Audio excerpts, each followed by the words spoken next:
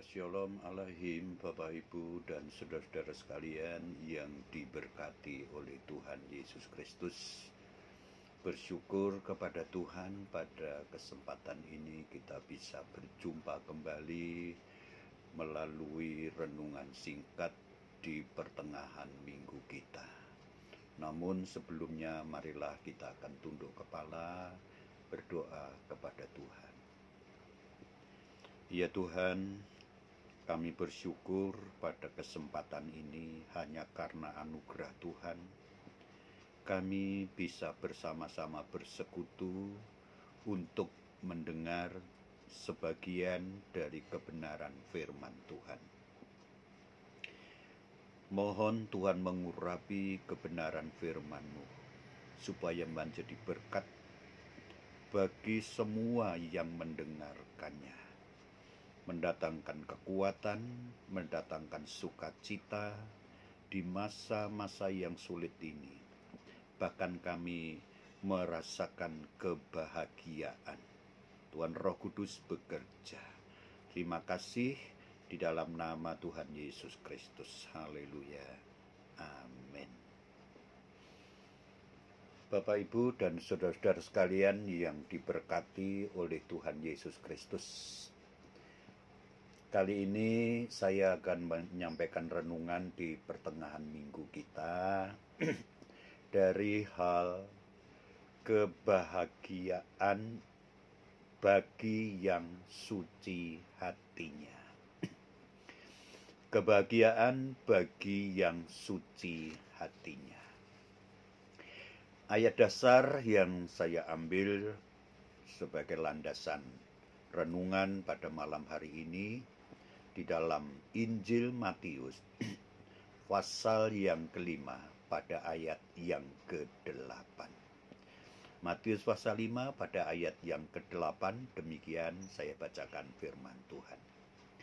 Berbahagialah mereka yang suci hatinya, karena mereka akan melihat Allah.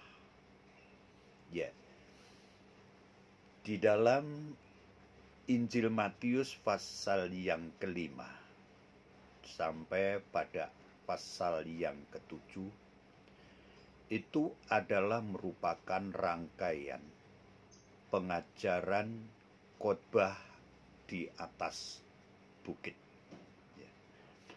Pengajaran khotbah di atas bukit ini adalah pengajaran yang sangat penting.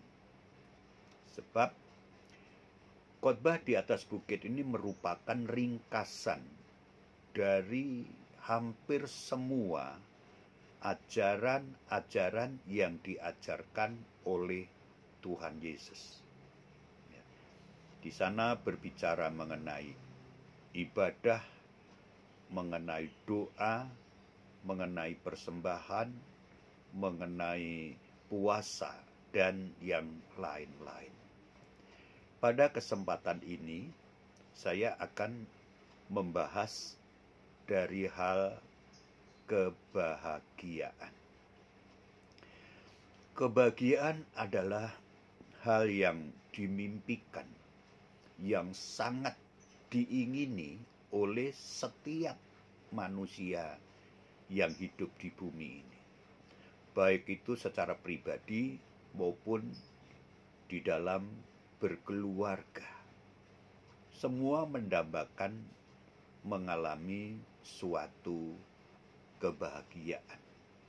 Namun demikian ternyata kebahagiaan itu hanya dimiliki sebagian kecil dari begitu banyak manusia. Mengapa? Sebab untuk memperoleh kebahagiaan ini, ternyata Allah akan menganugerahkan kepada mereka-mereka yang sungguh-sungguh memandang kepada Dia. Memang dari semula rencana Allah, kehendak Tuhan mengingini setiap manusia yang hidup di bumi ini mengalami suatu kebahagiaan. Itu sebabnya manusia diciptakan menurut gambar dan rupa Allah. Ditempatkan di Taman Eden yang maha indah dengan seluruh fasilitas yang sempurna. Dan begitu dekatnya hubungan dengan Allah. Karena Allah menginginkan manusia mengalami suatu kebahagiaan. Di dalam kitab Mazmur juga diawali dengan berita kebahagiaan. Kitab terakhir dalam Alkitab kita, kitab Wahyu, juga diawali dengan suatu kebahagiaan. Karena rencana Allah memang menginginkan manusia ini mengalami suatu kehidupan dengan kebahagiaan. Nah, untuk itu pada kesempatan ini pembahasan dari hal kebahagiaan yang memang sangat kita rindukan. Orang Kristen itu sesungguhnya kebahagiaan yang sejati itu tidak menunggu waktu yang akan datang. Ya, tidak menunggu ketika sudah berada di dalam sorga. Kebahagiaan itu sebenarnya telah dianugerahkan kepada kita sekarang ini. Ya, hidup kita itu sesungguhnya dikehendaki Tuhan untuk mengalami suatu kebahagiaan. Dan kebahagiaan bagi orang Kristen itu kebahagiaan yang tidak bersifat sementara. Tetapi kebahagiaan bagi orang Kristen ini adalah kebahagiaan yang bersifat permanen.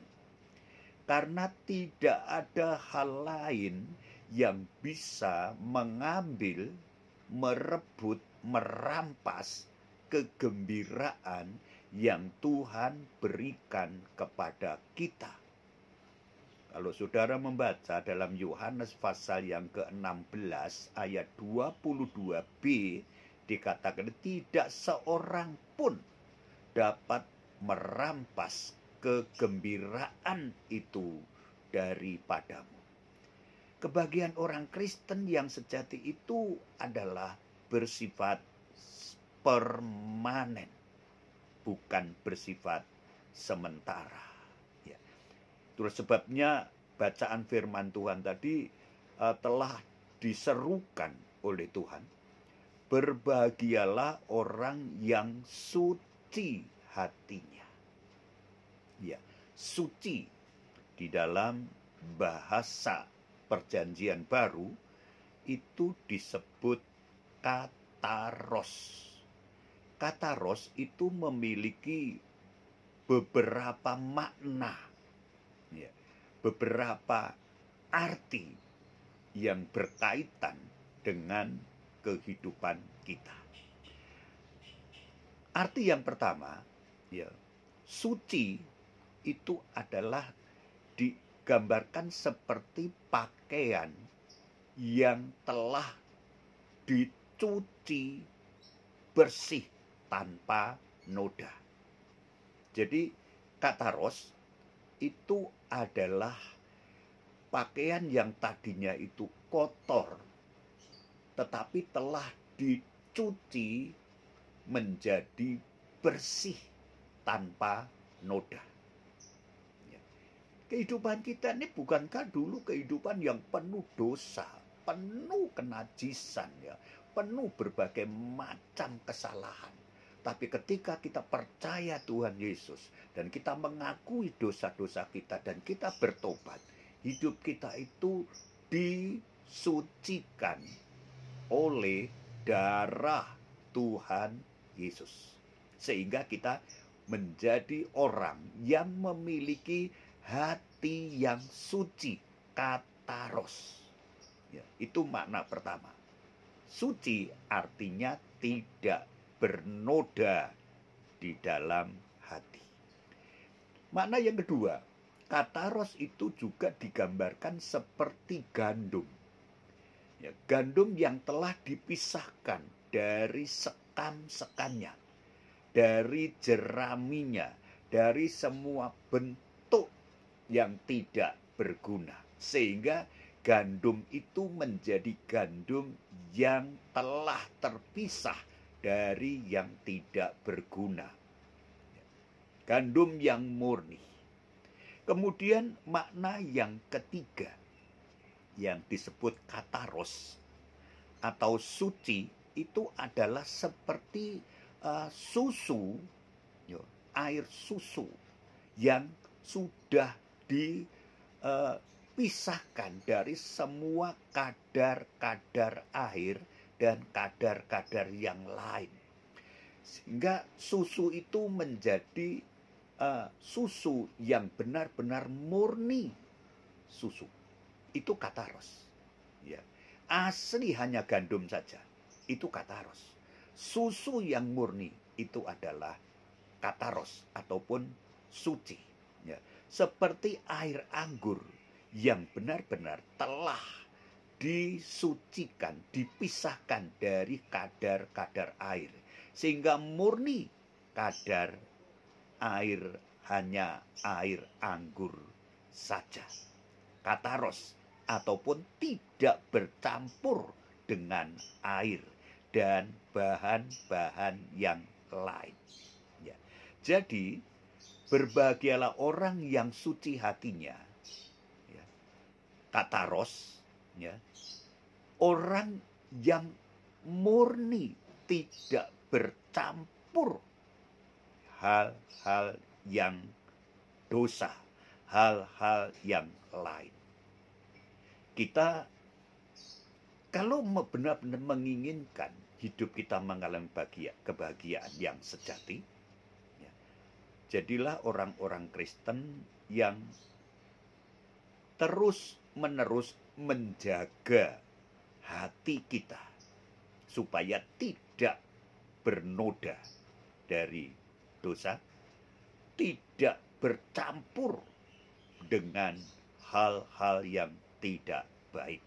Ya, tidak menyimpan kepahitan, tidak menyimpan kesalahan orang lain, tidak menyimpan dendam, tapi hati kita itu hati yang dipenuhi dengan kesucian, yang ditulisi, dipenuhi dengan firman Tuhan.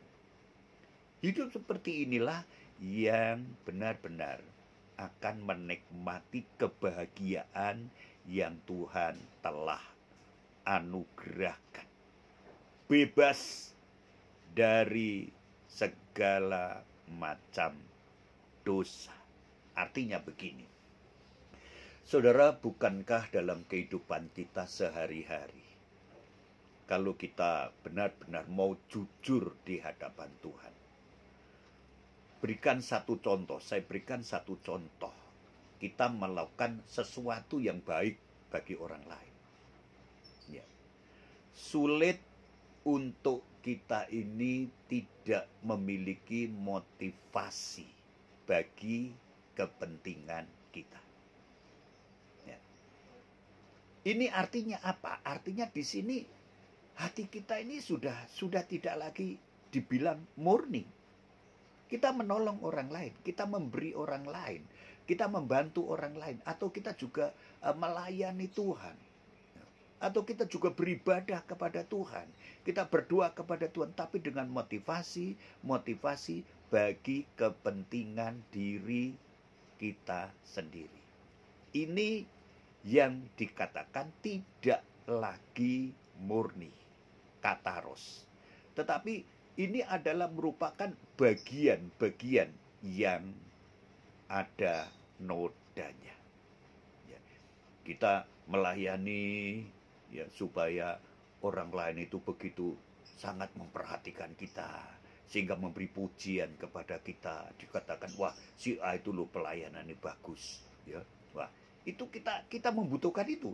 Nah, ini namanya hati yang sudah tidak lagi suci. Kita memberi persembahan, ya, supaya kita itu benar-benar dikatakan orang dermawan, ya, orang yang suka memberi. Kita menuntut itulah, ini kita sudah tergolong tidak lagi dalam hati kita itu suci, ya, dalam hati kita itu bersih, murni, karena kita punya motivasi-motivasi untuk kesenangan diri kita sendiri. Supaya kita berdoa, waduh, supaya doa kita dielem orang, ya, dipuji, wah doanya bagus sekali, ya. Kita melayani pujian, wah suaranya, waduh bagus sekali, dan kita senang menikmati itu. Mari kita belajar, semuanya kita singkirkan dari setiap hati kita. Ya. Kita datang kepada Tuhan, kita beribadah, kita bawa Alkitab firman Tuhan itu, kemudian kita berpakaian rapi, ya. Kita menyiapkan semuanya. Mari kita belajar dan kita biasakan semua itu hanya untuk memuliakan Tuhan. Sekali lagi, segala sesuatu yang ada pada kita, yang kita lakukan, ya, yang kita perbuat, yang kita ucapkan, tujuannya hanya satu, supaya semua bisa memuliakan Tuhan, bukan untuk memuliakan diri kita sendiri. Inilah yang Tuhan sangat inginkan dari hidup kita. Inilah yang Tuhan sangat suka melihat anak-anaknya yang berperilaku, bersikap seperti ini. Ya, hati yang bersih, hati yang murni, dan hati yang begitu bebas dari semua dosa. Ya, semua dosa. Ini artinya kita menginginkan untuk bersungguh-sungguh, tulus tanpa pamrih di hadapan Tuhan. Apa itu ibadah kita, apa itu doa kita, apa itu pelayanan kita, apa itu persembahan kita, apa waktu kita berpuasa, atau kita menolong, memberi sesuatu, dan lain sebagainya pada orang lain. Mari kita bersungguh-sungguh, kita dengan setulus-tulusnya, tanpa pamrih, mencari kesenangan diri kita sendiri. Tetapi semuanya kita peruntukkan bagi kemuliaan Tuhan kita, Yesus Kristus. Haleluya. Saudara yang diberkati oleh Tuhan. Orang yang seperti ini, saya gambarkan orang yang bisa melihat, ya, apa yang tidak bisa dilihat oleh orang lain. Ya. Misalkan saya berikan satu contoh, ya, satu contoh yang kita semua telah mengenal. Ya. Ketika kita malam hari kita keluar dari rumah dan kita menengadah, melihat ke atas, kita melihat langit, ya, dan kita melihat bintang-bintang yang indah. Ya, orang-orang biasa hanya bisa melihat langit, kemudian bintang-bintang yang berkedip-kedip dengan baik, dengan bersinar indah, ya.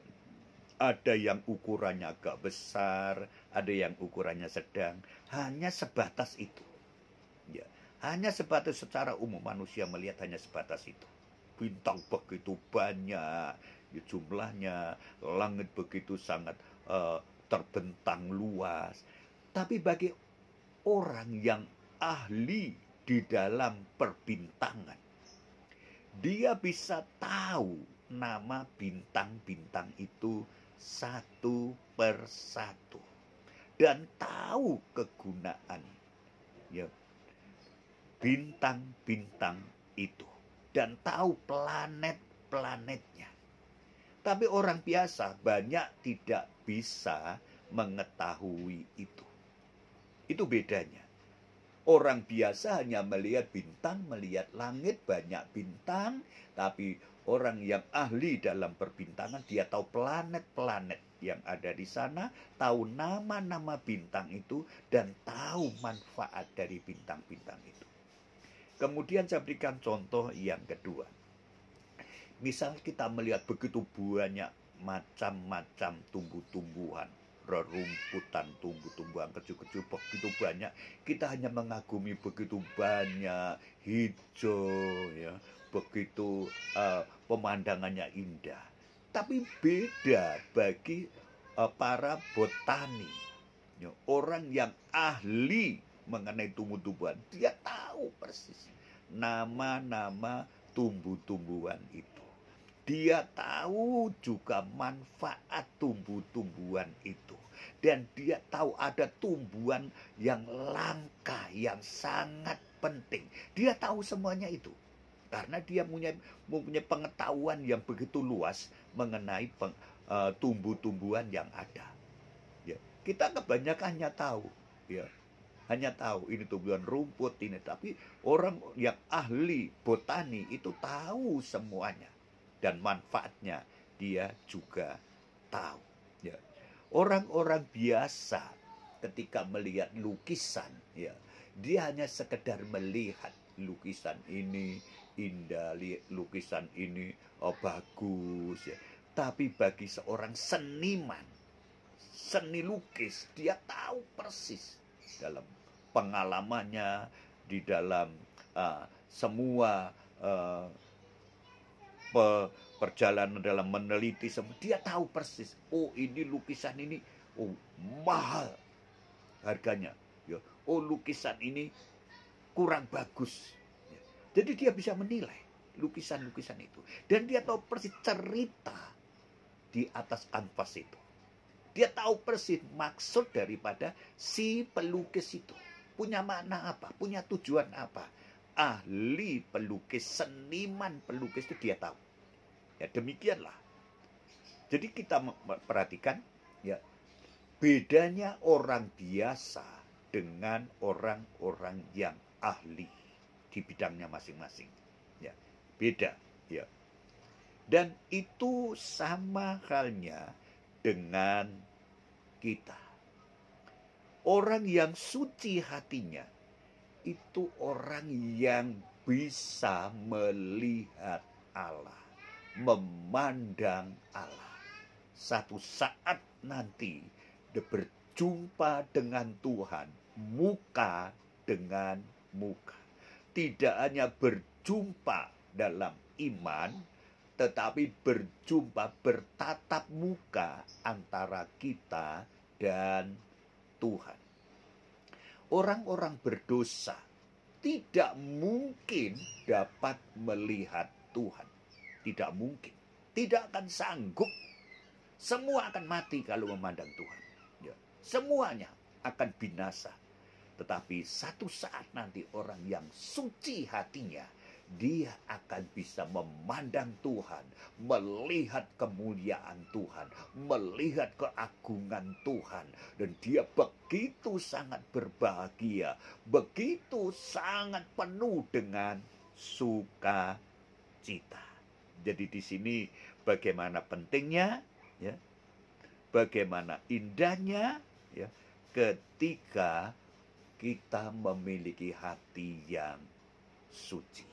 Hati yang bersih, hati yang tidak campur aduk dengan berbagai macam dosa, berbagai macam, ya, kesalahan, ya, kepahitan, menyimpan kesalahan orang lain, dendam, kesumat, biar semuanya itu dilalukan dari hati kita, dan kita menjaga hati kita tetap bersih di hadapan Tuhan. Itu kebahagiaan yang sejati akan terus mengalir dalam kehidupan kita. Tidak ada kepahitan di sana. Itu sebabnya Daud menyadari akan dosanya, akan pelanggarannya, akan kenajisannya. Dalam Mazmur yang ke-51 ayat 12 dikatakan, "Ya Tuhan, tahirkanlah hatiku." Ya, tahirkanlah batinku. Dia ingin Tuhan itu mengampuni, menyucikan hatinya. Bukankah ini harus merupakan satu doa kita yang sungguh-sungguh? Untuk setiap saat, tahirkan hatiku Tuhan, tahirkan batinku Tuhan. Sebab dari hatilah akan mengalir lewat perkataan kita.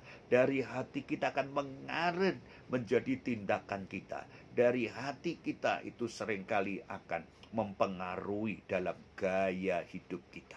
Hati kita bersih, bagaimana indahnya kita menjalani kehidupan dan selalu menjadi berkat bagi orang lain. Yesaya pasal yang ke-36, ya, Tuhan Allah berkata, "Aku akan curahkan air yang jernih kepadamu, dan aku akan memberikan kepadamu hati yang bersih, hati yang murni, hati yang suci, hati yang baru, hati yang penuh dengan ketaatan."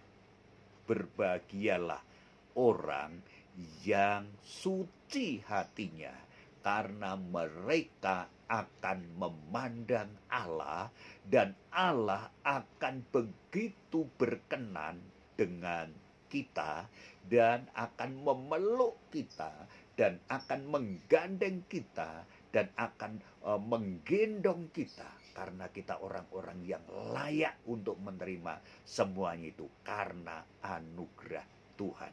Mohonlah kepada Tuhan dalam doa yang sungguh-sungguh. Tuhan terus menyucikan hati kita.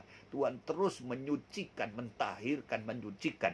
Dan kita jaga hati kita. Jangan hati kita ini bernoda. Jangan ada kepahitan. Jangan ada menyimpan kesalahan orang lain. Jangan ada dendam. Jangan ada rencana-rencana yang jahat. Semua dilalukan. Sehingga hati kita itu murni. Ya, seperti pakaian yang dicuci bersih tanpa noda.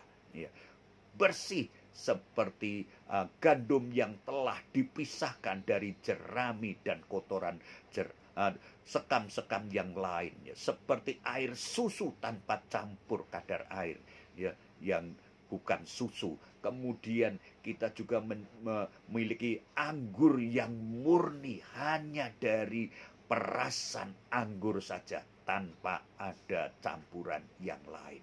Berbahagialah orang yang seperti ini, akan memandang Allah, artinya berkenan di hadapan Allah. Tuhan memberkati kita semuanya, orang-orang yang sungguh-sungguh rindu untuk menjaga hatinya tetap kudus setelah memperoleh pengampunan dan penyucian dosa. Tuhan memberkati kita semuanya. Amin. Kita tunduk kepala sekali lagi. Terima kasih Tuhan untuk kebenaran firman-Mu pada saat ini. Biarlah kami semua anak-anak-Mu yang percaya kepadamu terus menjaga hati kami. Tuhan, Engkau selalu menyucikan hati kami. Lepas dan kami dibebaskan dari semua noda-noda yang ada, sehingga menghampiri Allah dengan leluasa. Terima kasih, memberkati semua yang telah mendengar kebenaran firman-Mu. Firman-Mu akan mencapai sasaran hati kami, menimbulkan satu kebahagiaan bagi kami semua. Seluruh jemaat Philadelphia Wagi semua diberkati, dilindungi, dijaga, diberi kekuatan oleh Tuhan untuk tetap hidup di dalam kekudusan, karena Allah Engkau adalah kudus. Terima kasih dalam nama Tuhan Yesus. Haleluya. Amin. Tuhan memberkati kita semuanya.